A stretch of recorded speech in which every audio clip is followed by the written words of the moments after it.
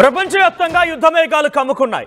వివిధ దేశాలన్నీ కూడా ఏదో రకమైనటువంటి యుద్ధంలో ప్రస్తుతానికైతే ప్రయాణిస్తూనే ఉన్నాయి. ఏదో రకమైన యుద్ధం కొనసాగుతూనే ఉంది. పెద్ద ఎత్తున విస్ఫోటనం జరుగుతూనే ఉంది. ఇదిలా ఉండగా మరొక తాజా అంశం చర్చనీయాంశంగా మారింది. South Korea, north Korea. ఇక ఈ యుద్ధం అయితే ఇప్పుడు ఆగేది కాదు, ఎప్పుడు మొదలవుతుందో తెలియంది.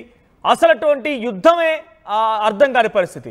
సో అటువంటి ఒక యుద్ధం ఇప్పుడు తెరమీరికి వచ్చింది. ఏకంగా నార్త్ కొరియా నుంచి పదుల సంఖ్యలో మిసైల్స్ సౌత్ కొరియా వైపుగా దూసుకొచ్చాయి. సో నార్త్ కొరియాలోని సునాన్ ప్రాంతం దగ్గర నుంచి ప్యోంగ్యాంగ్, ఇది capital, north Korea capital. So Pyongyang నుంచి సౌత్ కొరియా వైపుగా పెద్ద ఎత్తున పదుల సంఖ్యలో మిసైల్స్ దూసుకెళ్ళట్టు తెలుస్తోంది.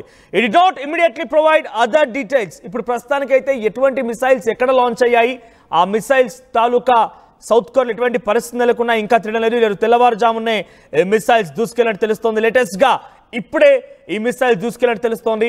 The weapons used by north east military are typically categorized as a short-range ballistic missiles. Short-range ballistic missiles మాత్రమే ఉపయోగించారు. So North Korea fired multiple launch rockets from Pyongyang to South Korea. So North Korea is banned by UN Security Council resolutions from using ballistic missiles.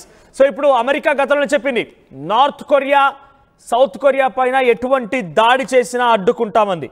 North Korea ఎటువంటి దాడి చేసినా మేము అడ్డుకుంటాం, అడ్డుకోవడమే కాదు మేము కూడా ప్రతి దాడి చేస్తామని స్ట్రాంగ్ వార్నింగ్ కూడా ఇచ్చింది.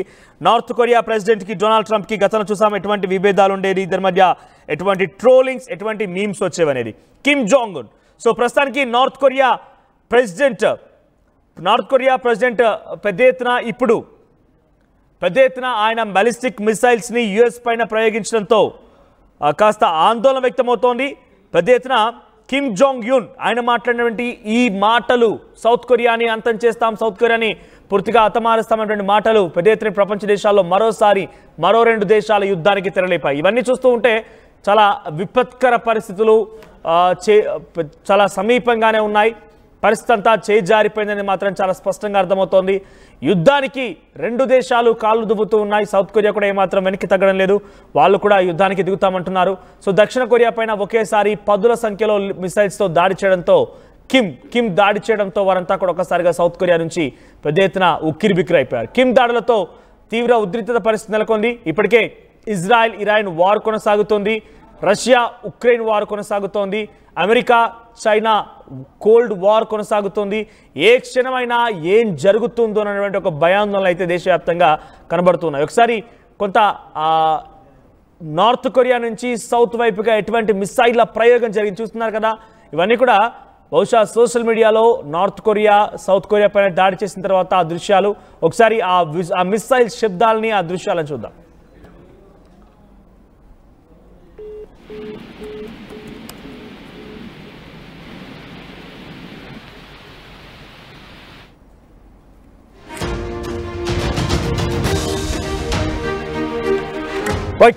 యోన్ సుక్యోల్ సౌత్ కొరియా ప్రెసిడెంట్ కూడా ఏమాత్రం వెనకడుగు వేయడం లేదు. నార్త్ కొరియా తరహాలోనే కిమ్ లాగానే నేను కూడా యుద్ధం చేస్తాను, నాకు అమెరికా మద్దతు ఉందని చెప్పి యోన్ సుక్యోల్ చెప్తున్నారు. సో ఏదేమైనా ఇరు దేశాల మధ్య యుద్ధం ఇది చాలా భీకరంగా జరిగే అవకాశం ఉంది. ఇప్పటికే మిడిల్ ఈస్టర్న్ కంట్రీస్లో అటు Russia Ukraine, Iran Israel, America China ఈ రకంగా ఏదో ఒక చోట ఏదో ఒక యుద్ధం జరుగుతూనే ఉంది. ఇప్పుడు తాజాగా నార్త్ అండ్ సౌత్ కొరియా మధ్య యుద్ధం తెరదీశారు. At the same time North Korea ఏం చేస్తుందనంటే కుర్స్క్ అనేటువంటి ఒక ప్రాంతం రష్యాలోనిది. ఇటీవల కాలంలో అటు భీకరమైనటువంటి ఉక్రెయిన్ దాడుల వల్ల నష్టపోయింది. దాన్ని పునరుద్ధరించేటువంటి పనిలో నార్త్ కొరియా ప్రెసిడెంట్ కిమ్ కూడా సహాయం అందిస్తున్నారు. మరిన్ని అప్డేట్స్తో మరుసిద్ధంగా మధు. ఇప్పటికే వివిధ దేశాల్లో పెద్ద ఎత్తున ఈ మారణహోమం సృష్టించబడుతోంది. యుద్ధం కారణంగా పెద్ద ఎత్తున కాల్పులు జరుగుతున్నాయి, మిసైల్ ప్రయోగం జరుగుతోంది, న్యూక్లియర్ వార్ వరకు ప్రయోగిస్తామన్నటువంటి మాటలు హెచ్చరికలను జారీ చేస్తున్నారు ఆయా దేశాలకు సంబంధించిన ప్రతినిధులు.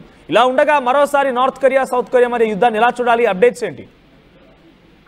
నిజంగా మూడో ప్రపంచ యుద్ధానికి దారితీస్తున్న పరిస్థితులు అనేటువంటి విధంగానే కనిపిస్తా ఉన్నాయి. వరుసగా కొన్ని సంవత్సరాల నుంచి మెల్లిమెల్లిగా యుద్ధ వాతావరణం వైపు అన్ని దేశాలు మలుచున్నట్టుగా కనిపిస్తా ఉంది. మొదట రష్యా ఉక్రెయిన్, అంతకంటే ముందు ఇజ్రాయెల్ పాలస్తీనా, ఇప్పుడు మళ్ళీ ఇజ్రాయెల్ వర్సెస్ ఇరాక్, ఇప్పుడు అమెరికా కూడా రంగంలోకి దిగే పరిస్థితి ఉంది. ఇవంతా ఒకవైపు జరుగుతుంటే మొన్న పాకిస్తాన్ మన పైన ఉగ్రదాడి చేయడంతో మనం ఆపరేషన్ సింధూర్ పేరిట పాకిస్తాన్ లోకి చొచ్చుకెళ్లి ఉగ్రవాద శిబిరాలను ధ్వంసం చేసినటువంటి సిచ్యువేషన్. ఇప్పుడు నార్త్ కొరియా సౌత్ కొరియా మొదటి నుంచి ఉప్పు నిప్పు లాంటివే రెండు దేశాలు కూడా పక్క పక్కనే బార్డర్స్ ఉన్నప్పటికీ కూడా అనేక ఇన్సిడెంట్స్ జరిగాయి.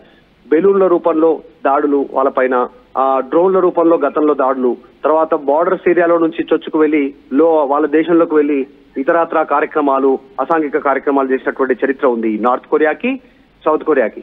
ఇప్పుడు డైరెక్ట్ గా మిజైల్స్ ప్రయోగించినటువంటి సిచ్యువేషన్ సౌత్ కొరియా పైన నార్త్ కొరియా అనేటువంటిది. నార్త్ కొరియా కిమ్ అనే వ్యక్తి కిమ్ అధ్యక్షుడు ఎట్లా ఉంటాడో ప్రపంచం అంతా తెలిసిందే. ఒక నిర్ణయం తీసుకుంటే చాలా నిక్కచ్చిగా మొండిగా వైఖరిగా ముందుకు వెళ్తారు. సో ఆ నేపథ్యంలో ప్రస్తుతం మూడో ప్రపంచ యుద్ధ వైపు అడుగులు పడతా ఉన్నాయా? ఒక్కొక్క దేశంతో ఇట్లా యుద్ధ వాతావరణంకి వెళ్తే చివరిగా ఎవరికి మద్దతు ఇస్తారు, ఎవరి వైపు నిలబడతారు అనేటువంటిది పెద్ద బిగ్ క్వశ్చన్ గా మారింది.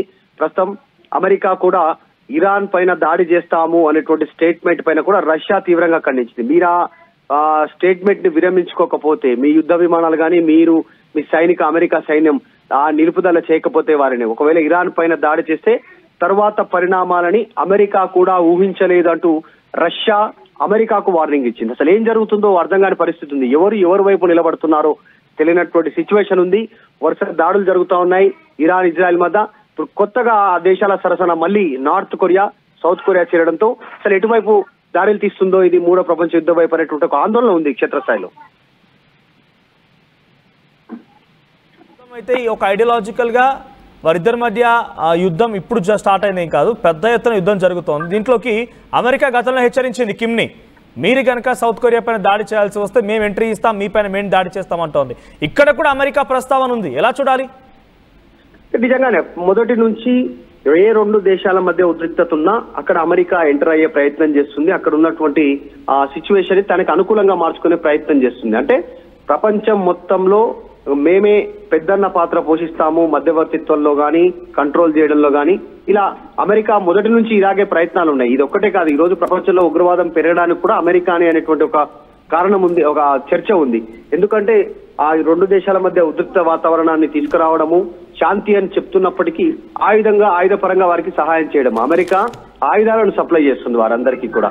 ఆర్థిక సహాయం చేసినట్టే చేసి, మధ్యవర్తిత్వం వహించినట్టే వహించి ఆయుధాలను సప్లై చేయడము, ఆ దేశంలో డిప్లాయ్ చేయడము వాళ్ళ ఆర్మీని, ఆ ద్వారా ఇతర దేశాన్ని కంట్రోల్లోకి తీసుకోవడం. అక్కడ ఏమైనా వసతులు ఉన్నాయా, ఇంధన ఖనిజాలు ఉన్నాయా, వాటిపైన దృష్టికి మొదటగా కన్ను పెడుతుంది. లేదు అంటే సముద్ర ప్రాంతం ఉంటే ఆ దీవులను ఆక్యుపై చేసుకోవడం, అక్కడ వాళ్ళ మిలిటరీని డిప్లాయ్ చేయడం, ఇట్లాంటి కార్యక్రమాలను మొదటి నుంచి అమెరికా చేస్తూ పోతానే ఉంది. లేదు ఈ ఫ్యూచర్ లో ఈ దేశం మనకు పోటీ అవకాశం ఉందంటే దాడి చేసింది, దాన్ని పునరుద్ధరించే పని బాధ్యతని నార్త్ కొరియా నుంచి కొంతమంది ఆర్మీ పర్సన్స్ ని సహాయార్థం పంపించి దాన్ని పునరుద్ధరించే పనిలో ఉన్నారు కిమ్. సో ఇక్కడ అమెరికాకి డైరెక్ట్ గా ఇక్కడ రష్యా నుంచి కూడా కిమ్ స్ట్రాంగ్ వార్నింగ్ ఇస్తున్నారు. కిమ్ టార్గెట్ సౌత్ కొరియాతో పాటు ఇక్కడ అమెరికా కూడా ఉంది, ఎలా చూడాలి?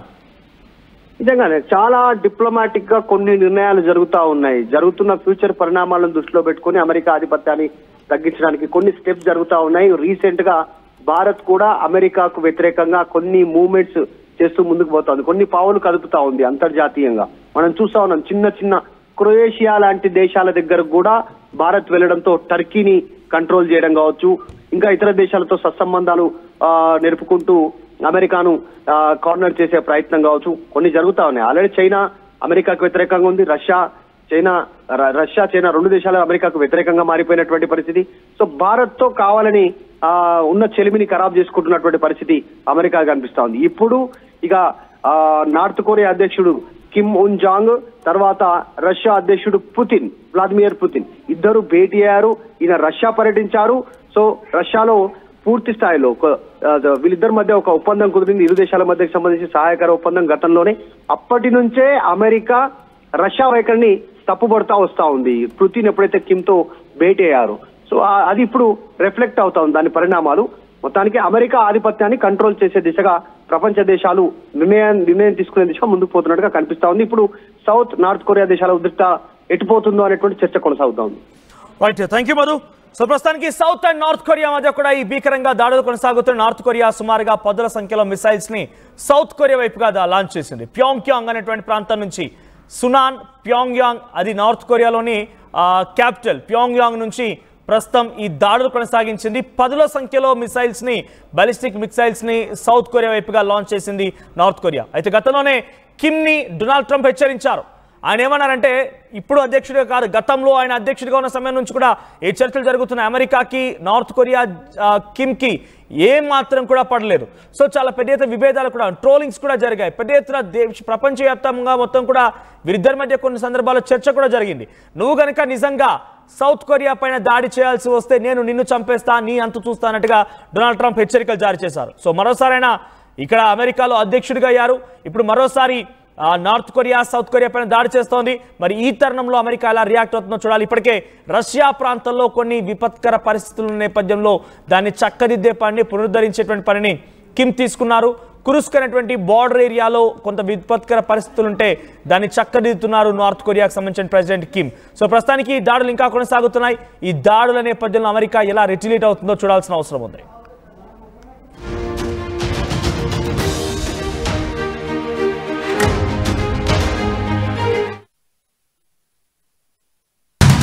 At KLH Global Business School, we turn the students of today into the leaders of tomorrow.